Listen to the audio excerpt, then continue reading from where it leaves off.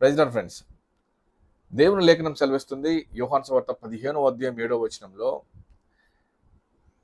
నా యందు మీరును మీ యందు నా మాటలను నిలిచి ఉండిన యెడల మీకేది ఇష్టమో అడుగుడి, అది మీకు అనుగ్రహింపబడును.